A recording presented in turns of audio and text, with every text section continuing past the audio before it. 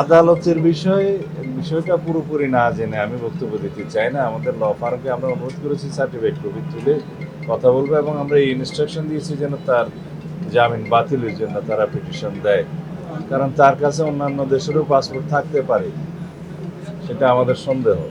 মাননীয় মন্ত্রী, আরেকটা হচ্ছে এখানে অনেকে বলার চেষ্টা করছে যে আইনি প্রক্রিয়ার চেয়ে কূটনৈতিক প্রক্রিয়ায় তাকে ফিরিয়ে আনার সম্ভাবনা অনেক বেশি, কারণ আইনি যদি অন্য কোথাও নাগরিকত্ব না সেখানে জটিল অনেক ব্যাপার আছে। প্রক্রিয়াই তো চলছে, কিন্তু ওইখানে তার আদালতে যাওয়ার হয়তো একটা অধিকার আছে, সেই জন্য আদালতে গিয়েছে। কূটনৈতিক প্রক্রিয়ায় তো আমরা ফেরত আনার চেষ্টা করছি। মাননীয় মন্ত্রী, মানুষের মধ্যে বোমা নিয়ে একটা আতঙ্ক কাজ করছে মেট্রো রেলে। আপনি সে বিষয়ে কি বলবেন যে আতঙ্কটা কাজ করছে? দ্বিতীয় বিষয় হচ্ছে সার্জিও গোর সদ্য বাংলাদেশ সফর করে গেলেন এবং এখানে এসে তিনি ভারতের রাষ্ট্রদূতের সাথে লম্বা সময় বৈঠক করেছেন। তিনি চলে যাওয়ার পরে ভারতের রাষ্ট্রদূত দীনেশ ত্রিবেদী আবার চলে গেছে। এটা আসলে রাজনীতিতে কোনো বার্তা দেয় কিনা? মানে বিএনপি গভর্নমেন্ট এই বৈঠককে কিভাবে দেখছে? প্রথমটা কি ছিল? বোমা আতঙ্ক।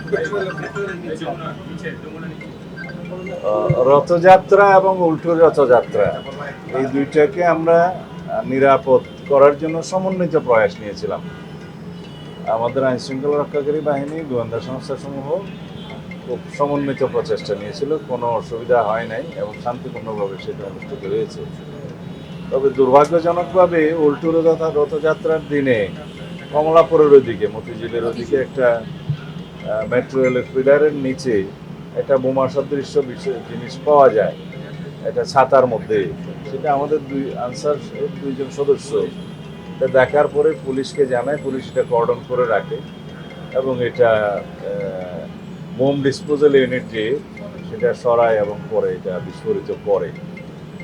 এতে করে খুব শঙ্কিত হওয়ার কোনো কারণ নাই।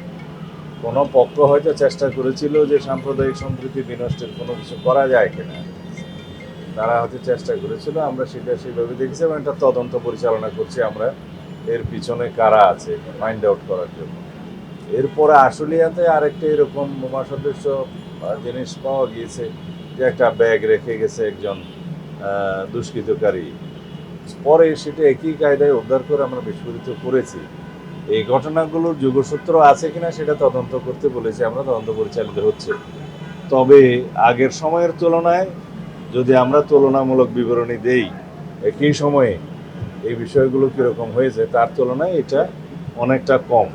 তবে আমরা সবসময় সতর্ক আছি এবং আমাদের এই জাতীয় আমাদের পুলিশ বাহিনীর মধ্যে একটা সবসময় চালু থাকে যাতে আনঅ্যাটেন্ডেড কোনো ভেহিকেল না রাখে। টিমের পুরো সদস্য যেন একসাথে চা না খেতে যায়, টিমের পুরো সদস্য যেন গাড়ি রেখে সবাই যেন একটু বিশ্রাম না করে, কেউ না কেউ গাড়িতে অ্যাটেন্ড করবে, সব জায়গায় যাতে সতর্ক অবস্থান করে। এটা নর্মাল প্র্যাকটিস, এটাকে অন্যভাবে নেওয়ার কোনো কারণ নেই। সতর্ক আমরা সবসময় আছি। নির্বাচন কমিশনের সাথে যোগাযোগ করেন।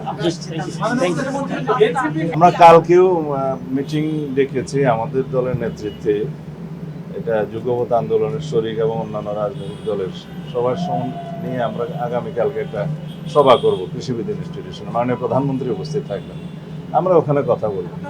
আওয়ামী লীগের এত মরদ আছে বলে তো আমার মনে হয় না। একে তো নিষিদ্ধ ঘোষিত দল, মাফিয়া শক্তি, তারা মাঝে মধ্যে বিদেশ থেকে উকি ঝুঁকি দিচ্ছে, এর বেশি তৎপরতা দেখি না।